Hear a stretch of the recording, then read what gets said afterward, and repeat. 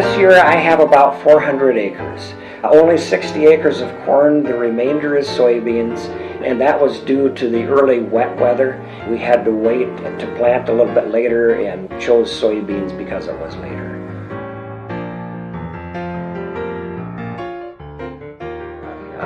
On our farm last year, because we had 100% prevented plant due to the wet weather, in August when it finally got dry enough to work the soil, we went in and planted a rye cover crop for the winter to protect the soil and also to help absorb some of that extra moisture that we had. And that was a wonderful opportunity for us to be able to not only protect the soil, but as we came into the spring, it was the roots of that crop were loosening the soil, making it more granulated, easier to work with. We no-till right into that rye, and it was a perfect complement to the soybeans and the corn that were coming up. We could see in the areas that were too wet to plant rye, we could see the compaction layers in the soil. And right next to it, where the rye was growing, we could see that the soil was granulated, the roots were able to go down, and the rye actually went down about 1.5 feet, the roots did.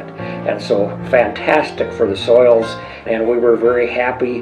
It looks like that's going to provide us benefits into the coming years even.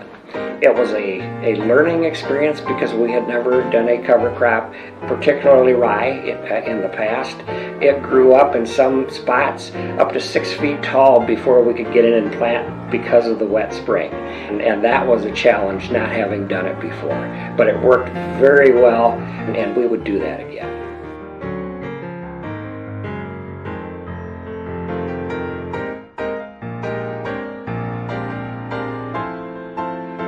We planted right into the rye.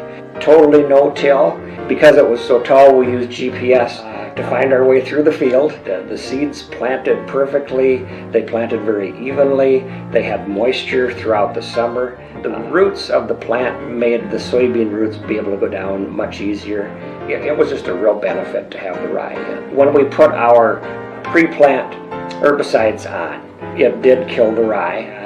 There may have been some small escapes, but when we came back with our application over the top, then that killed the remaining rye.